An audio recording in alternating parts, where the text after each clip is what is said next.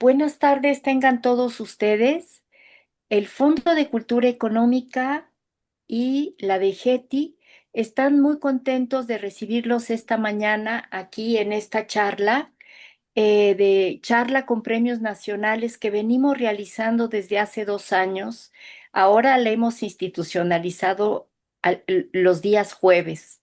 Hoy, jueves, hoy estamos a jueves 26 de junio y es un placer tenerlos aquí con nosotros, en que nos acompaña el doctor Julio Collado Vides y la doctora Mayra de la Torre Martínez.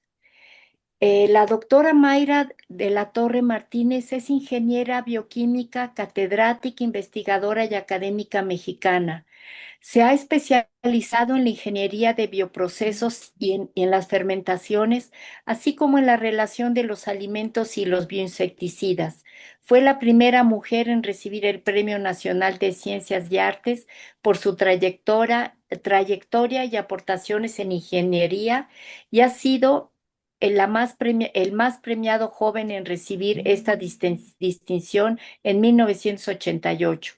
Actualmente es coordinadora de la Unidad Regional Hidalgo del Centro de Investigación en Alimentación y Desarrollo, ubicado en Agustín Tlaxiaca, en Hidalgo. Adelante, querida Mayra. Muchas gracias, Laura. Bueno, para mí es un placer introducir, como siempre, no describiendo toda su trayectoria, al doctor Julio Collado Vides.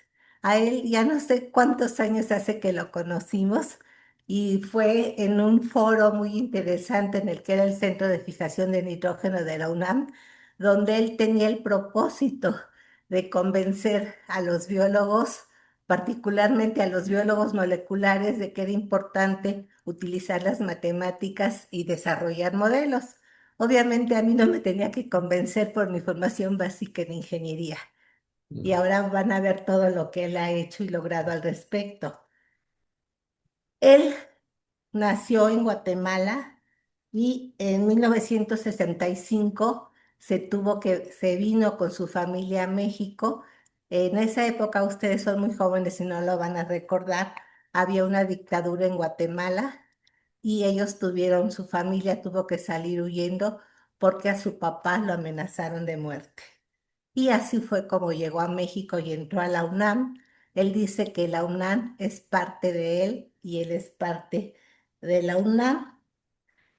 Él hizo licenciatura, maestría y doctorado en la UNAM y es pionero en genómica y bioinformática. Quiero tomar algunas frases de Julio. Una de ellas es que el siglo pasado fuimos a la luna.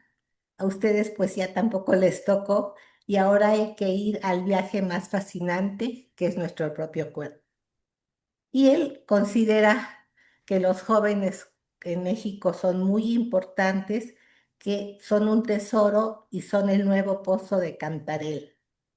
Y en una entrevista le preguntaron cómo se autodefinía y él dijo que se autodefine como creativo, desmadroso y muy simpático. Y pues, sin más, los dejo con ustedes. Muchas gracias, Julio, por haber aceptado y yo no dudo que va a ser una plática muy emocionante. Mayra, muchísimas gracias. Híjole, qué cantidad de cosas sacaste a la luz que yo ya no me acordaba. Antes que nada, bueno, quiero darle las gracias a todos, todos, todos por su tiempo, mm, a Mayra, al Fondo de Cultura y todo el equipo que está detrás de estas charlas, del Consejo Consultivo de Ciencias, a los miembros de mi laboratorio, sí, allá en Cuernavaca, que pues eh, toda el lugar donde se han incubado, ¿no? Muchas de estas ideas. Eh, la plática de hoy, pues, está centrada en lo que yo llamo el camino que va desde el origen del lenguaje humano hasta llegar a la actual inteligencia artificial, ¿sí? Eh, am, y bueno, lo habitual es que uno dice, pues, cualquier duda me interrumpen, Sé que ahora está un poco difícil así a distancia, así que bueno, espero ser lo más claro posible y que haya oportunidad de que me pregunten. Eh, ah, entonces, bueno, pues relájense, pónganse cómodos y como dicen en los aviones, abrochen los cinturones. Esta charla está organizada en tres partes, ¿sí? Los cinturones porque los quiero invitar no nada más a que me escuchen con su mente, con su cabeza, sino también pues con sus emociones, ¿sí? La primera parte, porque son temas fascinantes, yo digo. La primera parte es el origen y la naturaleza del lenguaje humano, ¿sí? Siempre cuando uno dice, "¿Y por qué vamos a hablar del pasado?" Pues porque el origen de las cosas y de nosotros nos ayuda a entender tal vez hacia dónde vamos. La segunda parte, el desarrollo de las tecnologías relacionadas con el lenguaje, ¿sí? Que nuestra especie humana ha generado. Y lo último es, bueno, ¿y qué aprendemos de todo esto, ¿no? ¿Para qué nos puede servir en forma presente? Entonces, bueno, la especie humana llamada Homo sapiens, ¿sí? Surgió hace más o menos 200.000 años en lo que ahora es Etiopía. Como ven el mapa de África, eh, ah, son todos los puntos donde se han hecho estudios, donde se han encontrado fósiles, ¿sí? Entonces, recuerden, hace 200.000 años, ¿no? Y les digo, estos números son así como cuando dicen el planeta tiene 4.000 millones de años, son inimaginables, ¿no? Apenas podemos pensar que son 100 años, 200. Bueno, pues 200.000 es hace mucho. Y sin embargo, el origen del lenguaje se estima que arrancó entre 70 a 135.000 años, ¿sí? Entonces, la primera pregunta, obviamente, es, dice uno, bueno, ¿cómo le pueden poner fecha a una actividad que no deja huella, que no deja fósiles? El lenguaje es lo que hablamos, ¿sí? Acuérdense que primero empezó, obviamente, la biología es únicamente lo que hablamos. La escritura es invento más adelante, ¿no? Sí, ya no es producto de la biología, ¿sí? Entonces les decía, ¿cuáles son las evidencias de una actividad que se le llama simbólica? El pensamiento, el lenguaje son actividades simbólicas, ¿sí? Eh, para poder darle la fecha de nacimiento de nuestra capacidad de lenguaje, ¿sí? Una de ellas es actividades que requieren pensamiento elaborado, ¿sí? Por ejemplo, el uso del fuego, eh, que bueno, el uso del fuego como tecnología, ¿sí? El uso del fuego está fechado aproximadamente hace 800.000 años. ¿Qué quiere decir? Si la especie empezó hace 200, que todavía nuestros ancestros, digamos, de toda la rama Homo, ¿sí? Homo son todos se han oído, ¿no? Neandertal, Australopithecus, en fin, una cantidad de nombres de Homo habilis, etcétera, de que son básicamente los que provienen, pues, de hace 7 millones de años que nos separamos de los ahora chimpancés y demás, y Homo son aquellos que ya caminaban con dos pies, ¿sí? Entonces, 800.000 años el uso del fuego para calentarse, para cocinar, para ahuyentar a otras bestias, pero el fuego como una actividad tecnológica es algo mucho más reciente, ¿sí? Y, eh, y las evidencias son el fuego como para moldear las piedras, hacerlas más suaves y poderlas usar pues como instrumentos, ¿no? Instrumentos para lanzas, para atacar a otras presas, en fin. Y aquí lo que ustedes ven son figuras de cómo los estudiosos de esto ven arriba la piedra experimental y la piedra encontrada en los fósiles, pues hacen en el laboratorio lo que ellos elucubran, imaginan de cómo lograr llegar a producir una piedra semejante a la que se ha encontrado, ¿sí? Y estos estudios le ponen fecha a más o menos hace 80.000 años o 70.000 años, ¿sí? Y por otro lado, el otro tipo de evidencia son lo que se llaman fósiles simbólicos, objetos simbólicos, ¿sí? ¿A qué le podemos llamar un objeto simbólico? ¿Qué podría ser un objeto simbólico? ¿Sí? Eh, ah, un objeto simbólico es algo que representa un objeto, ¿no? Que representado, por ejemplo, una pintura rupestre, un cuadro, cuando tú cualquiera agarra un dibujo y hace con, ¿no? Un dibujo de una casa de sí mismo, pues ese dibujo está representando a algo que está allá afuera en la realidad, ¿sí? Otra definición más interesante, pues, porque es que es algo que no se produce por necesidades básicas como es la subsistencia o la economía o la defensa de otros animales o las necesidades para sobrevivir que tenía el hombre prehistórico, ¿no? Sino más bien que es algo que nace libre de cualquier restricción, como si fuera una cosa de ocio que nace libre, ¿sí? ¿Y qué podría ser algo de ese estilo? ¿Qué se imaginan? Bueno, pues ni más ni menos que adornos, ¿no? Eh, Aquí lo que vemos son rasgos fuertes sobre piedras y como ven, pues claramente no son rasgos que sean hechos por la naturaleza, por su geometría, ¿sí? Eh, y, ah, y nuevamente resulta que también coinciden con fechas cercanas a 100.000 años atrás, ¿sí? Entonces, como yo les decía, el acceso al conocimiento no nada más es con la cabeza, es mucho con la imaginación. Entonces, los invito a que se imaginen un planeta mudo, absolutamente, digo, con todos los ruidos de los animales, pero sin palabras. ¿Te imaginas la primera vez que surgieron palabras entre dos ancestros nuestros, ¿no? Probablemente dos niños que empezaron a, a, a descubrir sus capacidades, ¿sí? Eh, ah, Y bueno, y ustedes me preguntarían, ¿pero qué no hay algo de evidencia de de la genética, la genómica? No sé si lo hayan escuchado. La genómica es simplemente la genética moderna, ¿no? Y pues como yo digo, es una muy buena pregunta. Y en efecto, las tecnologías que los arqueólogos han utilizado han ido mejorando, aumentando con el curso del tiempo. Empezó, imaginen, el siglo pasado, 1940 y tantos, con el carbono radioactivo, ¿sí? Para asignarle una fecha, porque los elementos radioactivos pues van perdiendo su radioactividad en el curso del tiempo. Y hay muchos otros métodos que han ido descubriendo de atrapamiento de electrones que sucede y que se pueden ver con tecnologías de la luz, de aquellas cosas que cuando están bajo tierra no sufren los mismos cambios químicos o, ¿sí? Resonancia magnética, porque el polo norte y el polo sur más o menos cada 2000 años cambia y pasa de ser sur a norte a sur, ¿sí? Cambios climáticos que se ven en árboles y otros fósiles y demás, ¿no? Entonces, la genómica nos podría ayudar.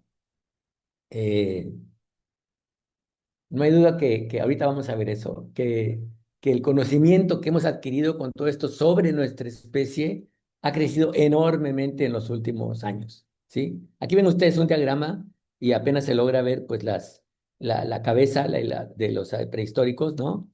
Hace 6 millones de años, aquí está, tal vez apenas se logra ver, perdón, aquí dice 6, ¿no? A ver si pudiera yo ampliar un poco más. Voy a hacer eso. Voy a minimizar esto y voy a hacer más grande para que se pueda ver mejor. Sí, aquí estamos a 6 millones de años y ya había bípedos que sí, que usaban solamente dos pies y que tenían las manos libres. Y se dice, bueno, pues al tener las manos libres, eso te dio libertad para otras cosas. Y es sorprendente que las evidencias son de que tardamos mucho tiempo caminando. Bueno, nuestros ancestros, voy a hablar de nosotros porque son nuestros ancestros, en caminar con dos pies. Antes de descubrir que con las manos libres podíamos hacer muchas cosas que antes no se podía porque había que usarlas para caminar, ¿sí? Uso de chozas. Y en toda esta historia ha habido un crecimiento del cerebro, del volumen de la cabeza, ¿sí? De 350 mililitros, o sea, más o menos, imagínense, un litro son 1000, ¿no? Entonces 350 es un poquito más de un vaso de tamaño, hasta llegar a cerca de 1500 o 1000, sí, 1500 me parece centímetros cúbicos, o sea, un litro y medio.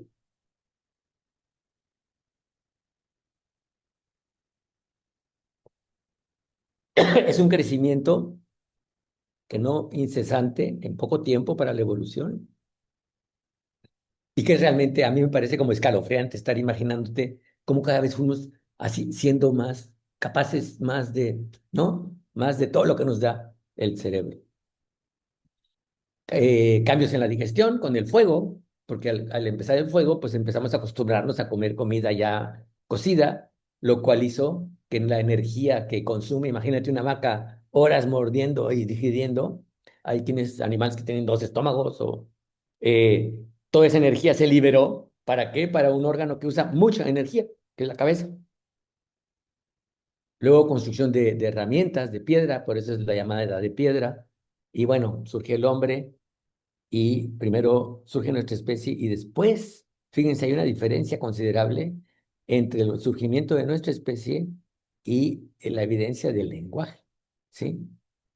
Entonces al final, pues nos quedamos Homo sapiens conviviendo con otras especies, digamos, de hermanos, como es el Neandertal, que se descubrió primero, fue de los primeros fósiles humanos eh, ah, en 1857, y lo sé muy bien porque es años, 100 años antes que yo naciera, en Europa. Entonces primero decían, ah, la especie humana nació en Europa, porque Europa, como sabemos, siempre se cree que ha querido y ha conquistado el mundo haciéndonos creer que ahí ha surgido todo lo más importante de este planeta, cosa que no es cierta.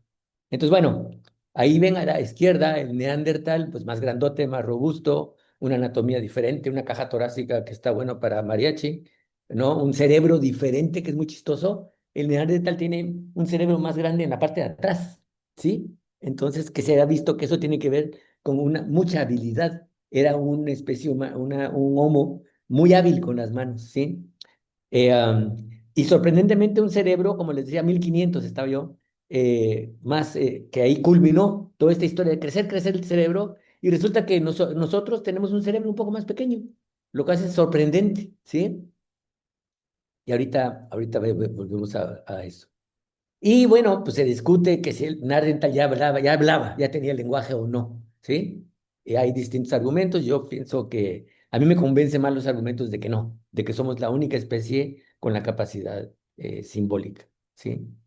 Entonces, bueno, la evidencia genómica más reciente es de un artículo del mes pasado, miren, de marzo, perdón, de este año, marzo, ¿verdad? ¿Estoy bien?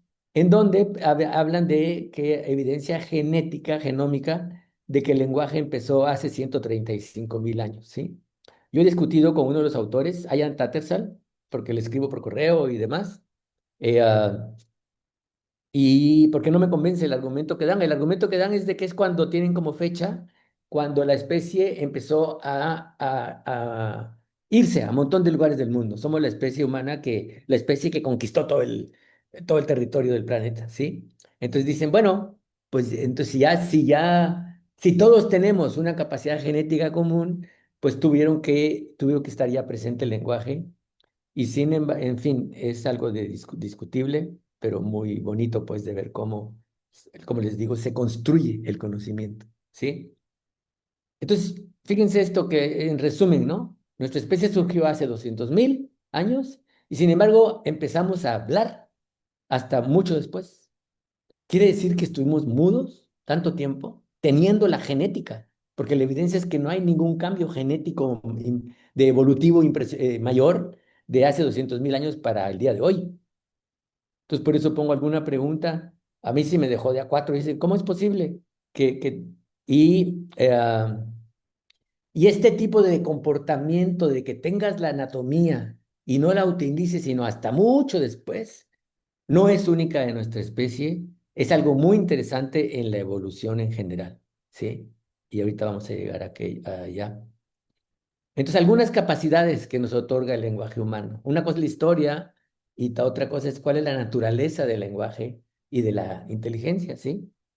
Pues con el lenguaje podemos ver lo invisible, por así decir, o sea, podemos planificar, podemos imaginar mañana cómo va a estar, mañana qué voy a hacer, ponernos de acuerdo, ¿no? Podemos construir mitos, fantasías, religiones, creencias, ¿sí? Como lo explica muy bien en ese libro precioso Harari de Sapiens, de animales a dioses, ¿sí? Y al poder tener un mito común, imagínate, coordinas a muchísimos individuos que sin el lenguaje, el tope que se sabe es de 150 en una tribu. Y es más de 150, como no hay capacidad de entenderse bien, se dividen las tribus y ya cada tribu se va por su lado. Con un lenguaje donde creas imágenes comunes y dioses y lo que quieras, pues imagínate, se pueden hacer obras maravillosas, ¿no? Como las pirámides, con una tecnología mucho inferior a la nuestra, ¿sí? Explica mucho por qué hay ese tipo de construcciones asombrosas en Egipto, en muchos lugares, ¿no? En Perú, en México, no sé, sí. Surge la capacidad también de separar hechos de palabras, ¿sí? Tenemos muchos verbos que hablan de esa relación, ¿no? Yo te voy a prometer, es algo que voy a hacer mañana. Voy a planificar, ¿no? Es algo que también de otra manera tiene que ver entre lo que digo y lo que voy a hacer. Creer es otra palabra que habla de que yo, de mi relación con algo que va a pasar más adelante, ¿sí? Y desgraciadamente, pues también surge la capacidad de ser cínicos, ¿sí? Que es una desgracia, como saben, y como sabemos que desgraciadamente el poder político del planeta lo ha utilizado de una manera extrema. También la capacidad de reír, ¿sí? Yo no he visto nunca a un perro que se ría, por más alegre que esté, ¿sí? Eh, um, y algo asombroso, así como creamos mitos y leyes y nos ponemos de acuerdo en la moneda. La moneda es un billete, es un papel, que todos ¿no? Lo respetamos y sabemos que vale, pues porque el otro lo reconoce, ¿sí? Entonces dice esta frase muy bonita, ¿no? En 1789, que es el año de la Revolución Francesa, pues la población pasó casi de la noche a la mañana de creer en el mito del derecho divino de los reyes, de que los reyes eran seres un poco diferentes que tenían la marca de Dios para otorgarles el derecho a ser reyes y aprovecharse de medio mundo, a creer de pronto en el mito de que el poder nace del pueblo, ¿no? Entonces, imagínate el poder de las palabras. Creo que esto es algo, para mí es el lenguaje, el mensaje mayor que quiero compartirles, ¿no? De la capacidad de lenguaje, ¿sí? Entonces, repito, desde hace 200.000 años no ha habido una evolución, cambios genéticos. Sí ha habido cambios, pero no propiamente, ¿sí? Evolutivos. Entonces, con esa misma capacidad de lo llamada hombre de la Edad Media de piedra, en inglés es Middle Stone Age, así como los nombres de las películas de los hobbits, ¿no? Con esa misma capacidad hemos llegado hasta el día de hoy, a la tecnología de hoy. De ese tamaño es el poder de nuestras capacidades intelectuales, cognitivas, ¿sí? Y que hemos ido descubriendo, ¿sí? Este es tal vez el fenotipo, quiere decir la capacidad biológica, ¿no? Tenemos un DNA, un genoma, una memoria evolutiva que está en nuestras células, y se expresa de distinta manera, nos da una anatomía, nos da una capacidad de hablar, de movernos, de órganos, etcétera, de cambiar con la edad de niños, adolescentes y demás. Es el fenotipo más poderoso, ¿no? Que se ha generado en los 4.000 millones de años que lleva la vida en nuestro planeta. Y una pregunta que la repito y no la voy a, no, ahí en los textos, en la imagen es ¿por qué no se enseña en la secundaria ni en las universidades el lenguaje como una propiedad biológica? ¿Sí? Es algo, pues a mí, ya ahorita veremos de nuevo. Con el lenguaje tocamos, por así decir, el infinito. Lo que ustedes ven acá en la imagen es una manera de explicar de que los psicólogos muy pacientes han luchado con nuestros vecinos genéticos, ¿no? Los chimpancés, de enseñarles el número uno, el número dos, el número tres, y el mismo color de intensidad lo que está diciendo es que el esfuerzo que tienes que hacer para que el animal entienda el 4 es igual que para que entienda el uno y el 2 y el 5.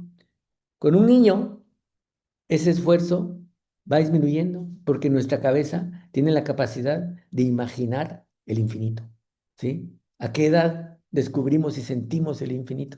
¿Sí? Es como las matemáticas, de alguna manera, es un infinito discreto, o sea, de piezas separadas, ¿sí? Entonces el lenguaje, por otro lado, tampoco es, si vamos a decir, ¿qué es el español? Agarremos todas las bibliotecas del planeta que tengan libros de español, eso es el español. Pues no, porque puede venir un poeta loco a hacer una frase nueva que no está en ninguno de esos libros, ¿sí? Es una capacidad, más que, más que lo que escribimos es la capacidad de hablar y de escuchar y de comunicarnos y de entender. Un filósofo de hace tiempo, Wilhelm von Humboldt, hermano de Alejandro von Humboldt, que fue el que fue a descubrir el Amazonas y y hay estatuas en Cuernavaca y en otros lugares en América, definió el lenguaje como simplemente la capacidad de hacer infinita cantidad de oraciones con un conjunto finito de recursos, que es el diccionario, el vocabulario, ¿sí? Esta capacidad prácticamente infinita es lo que nos hace completamente diferentes cuando se discute, porque se ha aprendido muchísimo de las distintas formas de comunicación entre animales, ¿no? Los pájaros cantan, en fin. Y aquí hay algo muy interesante, ¿sí? Que relacionado con el origen, con la evolución, pero también nos aclara mucho qué es lo que tenemos en nuestra cabeza, en nuestras manos, en nuestra vida. Sí, la selección natural de Darwin, que es lo que la teoría básica de la biología, pues es que un organismo, ahí tenemos cambios, mutaciones, todos, somos ligeramente diferentes y cuando hay cambios en el medio ambiente, alguna mutación por puro azar resulta que es más benéfica, que es benéfica, que nos confiere en las bacterias mayor capacidad de reproducirse. Se reproducen más rápidamente. Y el que más rápido se reproduce en la evolución, ese es el que gana, porque al rato toda la población van a ser hijos descendientes de él, de alguna manera, ¿no? Digo, estoy exagerando, pero esa es la idea. Y la selección natural resuelve problemas. El problema es sobrevivir, ¿no? Con una mutación que hace que ahora pueda yo crecer más rápido, que yo pueda consumir otra fuente de energía y pueda conquistar otro nicho ecológico que antes no podía. Una exaptación, ¿sí? Es el hacer uso de una anatomía que ya existe. Aquí está el ejemplo en este artículo muy bonito de los Sprandels, en español se dice enjuta. Han visto, ¿no? Iglesias, esta está en Querétaro, esta que está acá arriba. Imagínate que tienes el problema arquitectónico ahora, para explicar la idea, de construir un domo, ¿no? Una cosa redonda, arriba, en alto. Y lo que haces es, pues, pones columnas. Y resulta que como una cosa extra, para que no se vea tan feo la columna y la cosa redonda arriba, pues le haces esos triangulitos, que son las enjutas, esto que vemos aquí. Y pues si eres artista, pues de paso aprovechas y le pones ahí los santos o algo más de representación. Entonces imagínate que viene alguien de Marte que no sabe nada y dice, ah, mira, estos humanos hicieron una iglesia, un edificio y construyeron todas esas formas, esos triangulitos, esos triángulos ahí, que en realidad son extras, sobraron, no era necesidad. La anatomía básica ya existía, que era la necesidad de las columnas, ¿sí? Y de paso surge una nueva utilidad, ¿no? Entonces la exaptación utiliza algo que ya existe tiempo atrás y por lo tanto surge libre de la expresión, de la presión de la selección natural. Aquí tienen la imagen de la hipótesis de cómo surge, ¿no? Sí saben que las aves provienen de los dinosaurios y los dinosaurios tenían una estructura tipo plumas, ¿no? Para sacar el calor de tanto estar ahí como lagartija ante el sol. Y esas plumas eventualmente se volvieron alas en las aves. Las alas vienen de algo que ya existía, es una exaptación, ¿no? Un uso de una anatomía que ya existía y de alguna manera la evolución tiene mayor libertad. Resulta que el lenguaje humano tal vez también es un producto de exaptación. Porque si, imagínate, si esa anatomía es la misma hace 200.000 años que ahora, pues ¿para qué le serviría esa anatomía? Por lo tanto, esa anatomía quiere decir que ya desde entonces, con un buen maestro, por así decir, hubieran entendido lo que son los números imaginarios, lo que son cosas muy complicadas de entender.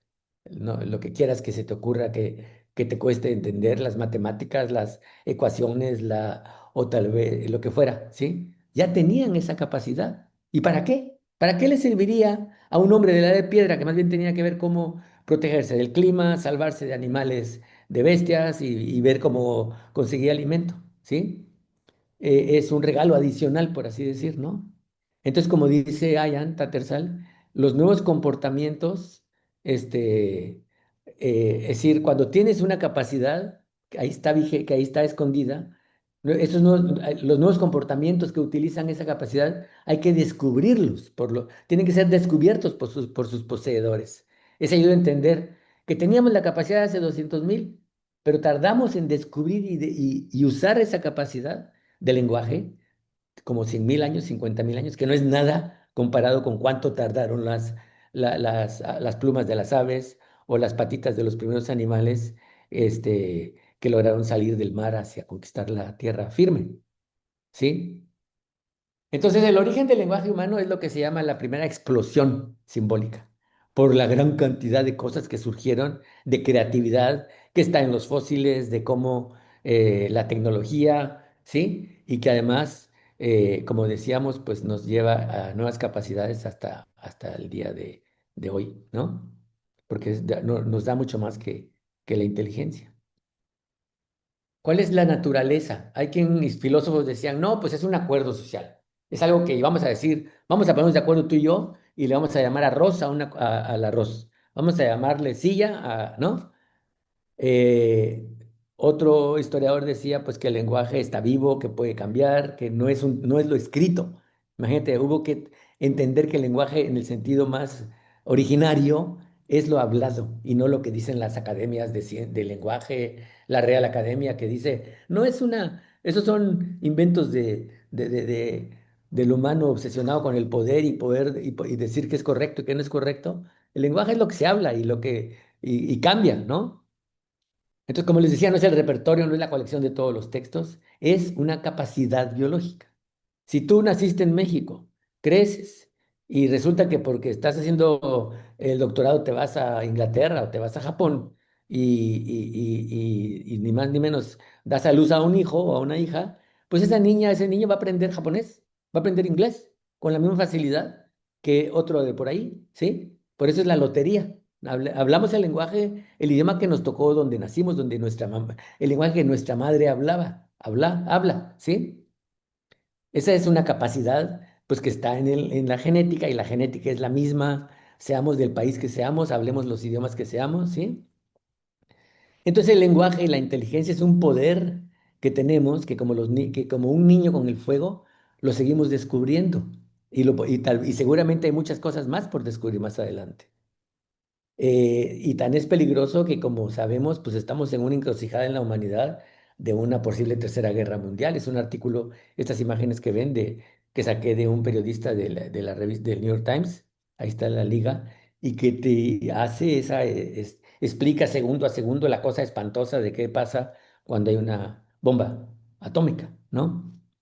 Nunca el riesgo de una guerra nuclear había tan alto como ahora, ¿sí? Y no es exageración, dice él, y te da todas las evidencias de cómo, pues todos los acuerdos ya se han ido terminando ¿sí?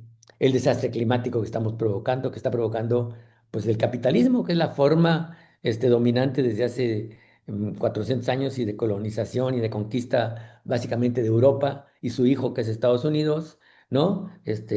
Al resto del planeta, ¿no? Construimos una tecnología sin control, ¿no? Las redes sociales, la mentira está más desatada que cualquier otro, ¿no? Nosotros vivimos una sociedad, como yo digo, una humanidad, entre comillas, porque eso de humanidad, altamente tecnológica y desgraciadamente tremendamente salvaje. Es una tristeza, es un dolor, pero pues así es. Yo digo que la humanidad requiere un psiquiatra y ahí lo publiqué en octubre, ahí cuando estaba en nuestro nuevo gobierno por tomar posesión, porque pues ni más ni menos tenemos como ministro secretario de Relaciones Exteriores a un psiquiatra, al doctor Juan Ramón de la Fuente, que también es premio nacional y que ojalá pudiera eh, poner en la calidad de pacientes a toda la gente enferma de sed de poder y demás y de destrucción, ¿no? Entonces todo esto, lo que yo creo más útil es que nos aclara hacia dónde queremos ir. Queremos una sociedad y una humanidad que sí sea humanidad, no entre comillas, de masacres y que ni siquiera la Iglesia Católica diga la palabra de Dios no está hecha para hacer guerra ni nada, ¿no? La religión que tengamos es distintas maneras, si es que existe la divinidad de mostrar la diversidad, ¿no? Las distintas maneras de, de, de comportarnos a mi manera de ver, lo que simplemente existe es la capacidad de creer, es un verbo que tenemos esa capacidad y que lo usamos para cuando no tenemos conocimiento. ¿Sí? Para mí Dios es ateo. Si ese señor existe o señora, ¿no? Si sabe todo, ¿por qué necesita creer? O sea, la creencia la usamos cuando no tenemos conocimiento. Entonces digo, una sociedad así, queremos hacia adelante, altamente tecnológica está bien, pero que estemos en paz con uno mismo, consigo mismo y con nosotros todos como humanidad y con la naturaleza, con el planeta, ¿no? Bueno, ahí terminó la biología, hace 100.000 años, ¿sí? La biología hizo su tarea que no ha cambiado para entonces, y sin embargo, el cambio en nuestras sociedades ha sido enorme. Entre otras cosas, porque ese animal, que somos un animal en el sentido, en el buen sentido de la palabra biológico, no lo digo de insulto, también entre otras cosas, además de crear instrumentos de destrucción y de crear la agricultura y maravillas, también crea tecnologías simbólicas. ¿Cuáles serían las tecnologías simbólicas? Pues el alfabeto, inicialmente, ¿sí? Que según la historia nació en los egipcios, ¿sí? Y claro, es la historia del occidente, no me sé la historia de China, de cuándo empezó allá. Eh, los egipcios que tenían, ya saben, los escribas y hacían ahí sus jeroglíficos, y vienen los fenicios y de alguna manera se lo roban y lo simplifican y inventan una bola unos símbolos que no pasan más o menos de 30, y es el origen del alfabeto de muchísimas idiomas. Y cuando hacen esto, liberan el comercio se amplifica. ¿Por qué? Porque yo puedo decirte, ok, te vendo esto, pero mira, aquí lo escribimos en barro, lo que sea, y nada de que yo dije y se te olvidó, ¿no? Sino que aquí quedó, tú te llevas tu pelotita de barro donde lo escribimos. Después surge el libro, hace más o menos 2500 años. Y ahí lo que cuenta muy bonito esta mujer Irene Vallejo en el libro que está abajo mencionado, el infinito en un junco. Un junco es como un papiro, algo de las plantas que fue el primer material de los primeros materiales de los libros, después de la arcilla, ¿no? De la cerámica, perdón, de la arcilla, ¿no? Eh, que al poder escribir, había antes los trovadores, que eran estas personas que tenían una gran memoria y pasaban de un pueblo a otro y contaban historias, como la Ilíada y la Odisea, que si las lees, pues te transmiten un montón de principios, de machismo, la mujer nada más está para todas esas historias que ya sabemos y que ojalá estemos en camino de liberarnos, ¿no? Y darle el mismo lugar al hombre que a la mujer. Entonces surge la fantasía, porque ya puedes escribir la historia que hace que todo nuestro pueblo diga tenemos una historia común, creemos que nacimos en no sé dónde y Aztlán y que somos los enviados de quién sabe quién para fundar lo que siga, ¿no? Entonces, si ya eso ya está escrito, ya no hay necesidad de alguien que tenga en la memoria toda esa historia que nos mantiene unidos, y surge la capacidad de la fantasía y de contar historias que no existen o que simplemente pueden ser muy entretenidas. Hace 500 años más o menos surge la imprenta, que simplemente revolucionó nuestros modos de entender el mundo, ¿sí? Es justo la generación posterior, poquito en esa época, si se fijan, 500 años, pues cuando vienen todos estos conquistadores, ¿no? Que leían pues libros de fantasía que los comunes, y que la lectura llegó a mucho más allá que los libros sagrados que estaban nada más en manos de algunos cuantos. Entonces, fíjense, ya desde aquí vemos cómo hay algo en común. El alfabeto libera el comercio, el libro libera la fantasía, la imprenta, ¿sí? Libera la capacidad de los libros allá escondidos, el conocimiento para unos cuantos. El internet, digo, lo tengo que contar porque tal vez ustedes ya todo esto cuando nacieron ya existía, hace como 30 años, pues llevó el conocimiento y también el mensaje del chisme y lo que quieras a todos los rincones de la calle, ¿no? Como decía Asimov, con el internet yo puedo tener acceso a cualquier biblioteca en cualquier lugar del mundo y puedo leer en la calle, en la casa, en donde fuera, ¿no? ¿Y cuál es la última revolución de las tecnologías simbólicas? Pues ni más ni menos que la inteligencia artificial, que de alguna manera para mí es la capacidad de que tú le pides un texto al chat GPT y te contesta, y que dice, no, caray, esto lo escribió una persona. La capacidad de procesar en forma escrita el lenguaje humano es impresionante. Y si tienes un poco idea de la maravilla de lo que es el lenguaje humano, te das cuenta y los años de lucha de la inteligencia de lo que se llama ahora, de lo que se llamaba procesamiento del lenguaje natural, NLP en inglés, de todas las tecnologías estas de cómputo que lucharon por el gran cambio que empezó hace poco, ¿no? Entonces, bueno, por eso el origen del lenguaje se conecta con el origen de la inteligencia artificial. Tenemos entonces el don, yo le llamo así, del símbolo. Y el símbolo lo que hemos visto que es por su naturaleza es liberador, es emancipador a todos los niveles. A nivel macro, a nivel amplio de toda la historia de la humanidad, como lo he tratado de resumir, ¿verdad? Y a nivel micro, si lo piensas, cuando uno quiere, cualquier persona quiere decirle algo a otro, pero le quieres decir algo que tal vez lo va a ofender o que a ti que te cuesta expresar porque no quieres encontrar la manera de decirlo, pero que necesitas, pues, decirle a un ser querido, mira, la verdad es que te pido que seas más amable y hagas menos ruido en la mañana para que yo pueda seguir durmiendo. Cuando uno verbaliza ese tipo de emociones incómodas, ¿cuál es el gesto? ¿Qué sientes? Tu cuerpo dice, ah, se lo dije, me lo dije. Cuando tú también te confiesas nuestras propias limitaciones, incapacidades, errores, y lo aceptas y dices, ay, bueno, ya pues, ya lo acepto, ¿no? Mi computadora falló feamente hoy, ¿no? El símbolo nos humaniza.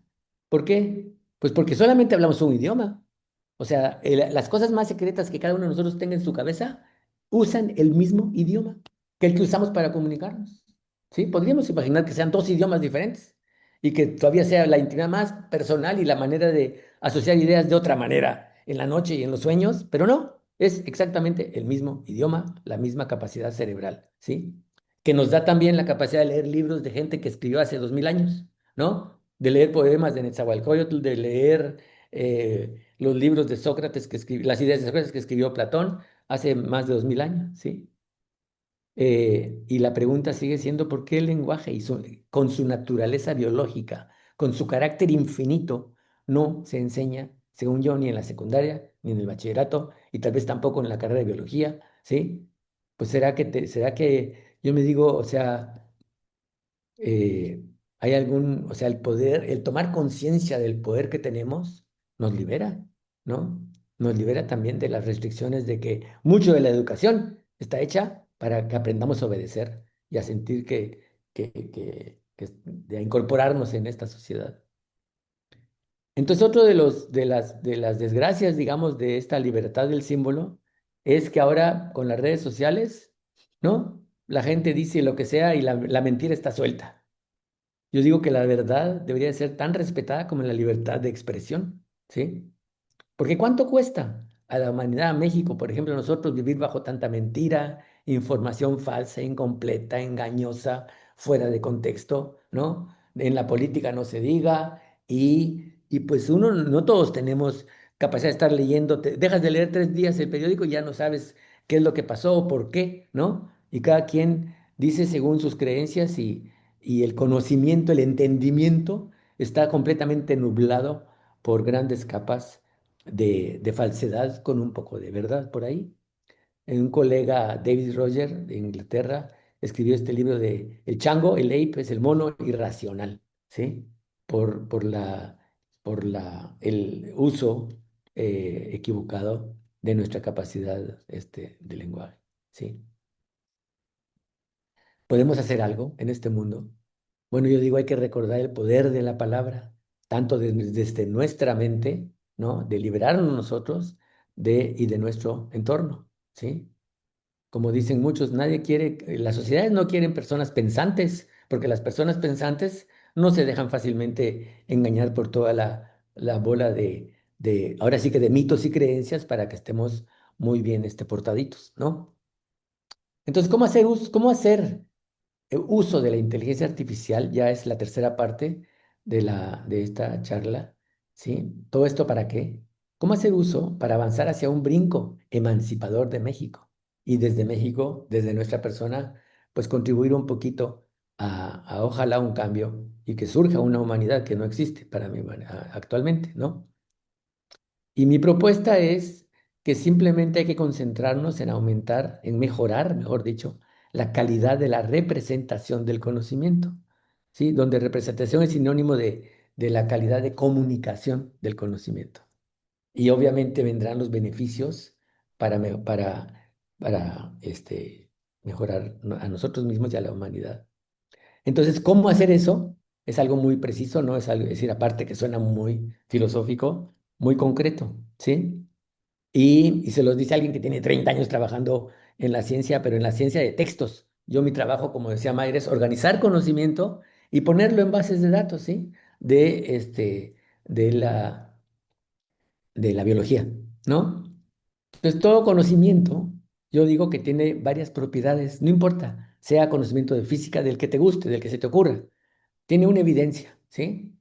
Por ejemplo, aquel dicho de que, cuando una mujer se embaraza, ¿no? Le decían a mi esposa, pues mira, toma cerveza, porque mi abuela dice que si tomas cerveza vas a tener más leche para darle al niño, ¿no? Bueno, puede ser verdad o no. Y la evidencia es, mi abuela dice que, esa es la evidencia, ¿no? Otras en la ciencia, bueno, pues te vas a un texto, donde te cuentan cómo fue el experimento. Toda evidencia tiene su fuente, fuente en el sentido del libro o dónde está, dónde puedo ir a leer que me explique qué fue lo que se hizo para llegar a ese conocimiento. Y todo conocimiento tiene al menos un contexto, ¿sí? No hay conocimiento aislado. Si yo te digo allá entre Marte y entre Júpiter y no sé quién, ¿cuál es el planeta anterior? Marte, Tierra, Júpiter, o no, no me sé bien. Hay un espacio enorme donde no hay nada más que meteoritos y rocas. Y te llevo al lugar más lejano donde no hay nada para decirte hay conocimiento que no está conectado con nada. Pues yo te digo sin moverme de mi silla, mira, si llegas a la nada es vecina del todo, por la lógica. Entonces no hay nada que esté fuera, aislado completamente, ¿sí? Todo tiene al menos un contexto. Y por otro lado, todo conocimiento se puede expresar a distinto nivel de detalle. Empecemos desde abajo para arriba y se los voy a leer en español. Los microorganismos viven en medios ambientes sujetos a cambios rápidos. Como ven, yo trabajo como Mayra en microbiología, ¿sí? Organismos chiquititos, invisibles. Viven en ambientes sujetos a muchos cambios. Ahora vamos a cortarle palabras. Los microorganismos viven sujetos a cambios rápidos.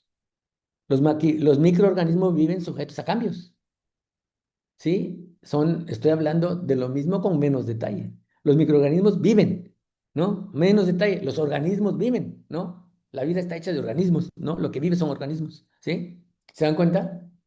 Entonces, de aquí en adelante los invito cuando hablen de que a veces uno, si le mocha palabras, descubre que hay otras palabras, que hay otras frases más chiquitas que van dentro de lo que estoy diciendo. Eso a mí ha sido una herramienta maravillosa para entender a qué me dedico, ¿sí? Yo me dedico a organizar el conocimiento de la regulación genética de Escherichia coli. Y si le mocho, así como llegué a decir, caray, yo me dedico a organizar el conocimiento, ¿sí? Bueno. La mejora en la calidad de la representación del conocimiento es a la vez un esfuerzo constante en las ciencias de los datos, ¿sí? La tecnología actual genera una cantidad bestial de datos que nos cuesta volverlo conocimiento y uno de mis esfuerzos, fascinaciones, es esto actualmente ya desde hace un rato existen lo que se llaman los principios FAIR, en inglés, encontrable, accesible, interoperable y reutilizable. O sea, interoperable quiere decir que se puede conectar con otras. Son los principios cuando construyes una base de datos, que es lo que ves ver en Internet, ¿no? Una biblioteca accesible online. Y mi propuesta es que también hay que ir más allá con los principios de calidad del conocimiento, QKR en inglés, versión uno, que toda pieza tenga una evidencia, tenga una fuente y un contexto, ¿no? Entonces, ¿qué consecuencias tendría que organizáramos así el conocimiento? ¿Sí? Si toda pieza va acompañada de evidencia, y me estoy imaginando, fíjense, ámbito de aplicación en los libros, de todo el texto académico, pero también en todo el texto que vemos en las leyes, los reglamentos, los anuncios que vemos compras un producto y viene ahí, esto fue hecho y contiene bla, bla, bla, bla, ¿no? En los documentos de los especializados, pues, detrás de cada profesión. Detrás de los médicos hay libros de medicina, detrás de los abogados hay libros y así, ¿no? Del arquitecto hay libros. Bueno, si todo conocimiento tuviera su evidencia, ¿cuál sería la consecuencia? Pues habría una mayor libertad del usuario, del quien lo lee se lo dicen, de autonomía, o sea, de tomar su propia decisión, porque pues me das la evidencia, puedo ir a ver, a entender. Es una invitación a dejar de creer en el conocimiento. El conocimiento no es un alimento para creer en él. El conocimiento es un un alimento que invita al entendimiento. Se come con el entendimiento, no con la fe, ¿sí? Solo que, aunque así no se use, ¿no? Tú vas al médico y el médico te dice, tiene que hacer esto, y se pone muy feliz de autoridad, y pues si no sabes nada, le cumples, le crees y ya estuvo, ¿no? Si cuando uno entiende un poco más, le puedes preguntar, oiga, pero ¿por qué? Explíqueme, y no, aunque se puede molestar un poco, pero pues hay que cambiar el mundo, ¿no? Y poco a poco cambiaría eso, la relación que el humano, que nosotros tenemos con el conocimiento, ¿no? Al agregarle evidencia, ¿no? Al agregarle evidencia y fuente, pues mayor autonomía, una invitación a dejar creer, a poder dejar, como te decía, de creer en el conocimiento, a ir a la fuente, a invitar a tal vez a que sepas más, a entender un poquito más, ¿no? Si el periódico dijera, aquí está lo que sabemos de X cosa, pues la verdad sería más respetada, etcétera, ¿no? Y si todo tuviera fuente, evidencia y contexto, pues al poner contexto es mucho más difícil de engañar, ¿sí? Una de las grandes mentiras, como no sé si vieron al Papa Francisco que se nos fue, cuando le entrevistaba a un periodista, decía, ustedes tienen tres grandes peligros, y uno de ellos es decir una verdad a medias. Cuando dices la mitad, la mitad de una verdad, mucho cuidadito porque la puedes usar para otros fines y puedes engañar, ¿no? Cuando tengo contexto, cuando te digo lo que sea, pero te doy una visión un poco más amplia, pues ya está más, más sabroso lo que, ¿no? Y me permite comparar entre distintos tipos de conocimiento. El conocimiento científico, el conocimiento de lo que se llama los saberes, lo que tienen nuestros ancestros, lo que tienen los indígenas y gente de otro tipo de formas de vida que también tienen mucho conocimiento a su manera, ¿no? Eh, ah, entonces, bueno, ¿cuáles son las lecciones que nos deja toda esta trayectoria de las tecnologías? Como decía, ¿sí? Recordando lo que es el alfabeto, el libro, la imprenta y demás.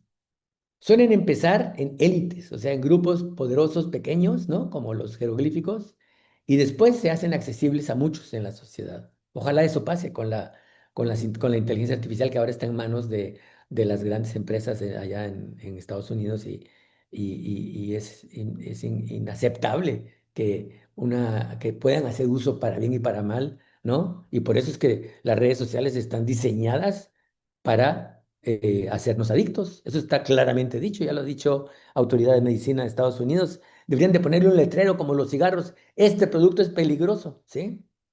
Eh, las formas de emancipación, de liberación, pueden ser o bien que se acelera, ¿no? Como el alfabeto aceleró el comercio, la imprenta, la multiplicación de libros. Pueden ser liberadores de nuevas capacidades, como el libro que liberó la imaginación, llegar a nuevos territorios, ¿no? Entonces, qué podríamos hacer nosotros? Mi fantasía es un megaproyecto, un proyecto enorme de investigación y docencia. El paso uno, en febrero de este año, en la parte de la docencia que participo en la licenciatura en Cuernavaca de Ciencias Genómicas, hicimos un experimento que fue cómo podemos capturar el esfuerzo. Cuando tú estudias, haces un esfuerzo por entender. Tal vez te dejan tareas, tienes que resolver un problema. ¿Cómo podríamos capturar un cachito de ese esfuerzo? ¿Sí? Esa es la fantasía. Si capturamos un poco de ese esfuerzo, que tú hiciste y lo dejamos ahí accesible, la siguiente generación va a poder ir a él y entender más rápido y vamos a acelerar, a facilitar el acceso al conocimiento. El resultado de esta experiencia de, si se fijan, apenas y 2 días, fue la semilla de un repositorio, o sea, de un lugar donde colectamos asistentes, se les llama, del chat GPT implementados por los alumnos, ¿sí? Eh, ah, y aquí pueden ustedes ver quiénes fuimos los docentes, Eladia Salgada de mi laboratorio, un servidor, como se dice, o sea, el que estoy aquí, colaboradores de la UNAM, y aquí está el repositorio de asistentes, así se les llama, y prompts, que generaron, ¿no? Y aquí pueden ver, bueno, los autores, el nombre del asistente, para qué, uno personal, diseño de presentaciones, agenda, asistente de, no entiendo ahí, PB, a ver si se eh, bueno, de experto en interpretación de gráficas, ¿sí? Son ideas de ellos y bueno, los ayudamos y demás. Y la idea es que esto, pues sea una semilla de lo que podría llegar a ser un repositorio de muchos, ¿no? Yo sueño con que llegara a ser de las prepas de la UNAM, y que lo hiciéramos a nivel nacional y tal vez eventualmente de todos los que hablamos español y que compartamos el esfuerzo que hacemos unos y otros, ¿sí? La lección es que después de toda esta plática son dos cosas, a mi manera de ver. Uno es que seamos conscientes del poder de la palabra, ¿sí? Tanto a nivel individual, de cómo yo puedo cambiar mi forma de creer, puedo desconfiar y cuestionar todo lo que creo, sobre todo cuando soy muy joven, es, como dice un filósofo, es cuando estamos mentalmente más viejitos, porque adquirimos todos los tabús, ideas, creencias que nos dieron nuestros ancestros en buena onda, pero hasta ahí vamos y lo creemos ciegamente y tenemos la opción en el resto de la vida de ir cuestionando y de tomando y de generar nuestra propia libertad a partir de la emancipación del niño adolescente a un hombre adulto, ¿no? Hombre, niña, o hasta, obviamente, perdón. Y a nivel social, porque si yo veo a alguien en el metro o alguien que está haciendo cosas que no me gustan o puedo participar y trabajamos juntos, ¿no? Y no que la enseñanza está dominada por, voy a calificar a cada uno y cada quien tiene que aprenderse el mismo esfuerzo que hace el otro vecino. Deberíamos pensar en vivir juntos, es de una película donde sale Jane Fonda, que se llama y si viviéramos todos juntos, de una bola de amigos ya viejitos que pues tampoco pueden estarse, en fin, de ahí esa idea. Y yo le pongo, y si aprendiéramos, y si se fijan, es la I de la S, del sí y la A, ¿por qué? Porque es inteligencia artificial. Si usáramos la inteligencia artificial y trabajáramos todos juntos y aprendiéramos todos juntos, ¿no? Pues ojalá podríamos llegar a otro, a contribuir a otro mundo, ¿no? No importa morir en el camino, pero saber que estamos por el camino, y si cambias a uno, si te cambias a ti, puedes cambiar a tus amigos, a tu familia, bueno, no, cambiar, o sea, más bien es concentrarte en descubrir, ¿no? Quiénes somos cada uno de nosotros, porque no hay cosa más bella en la vida que la gran diversidad. Pues gracias, acá termino.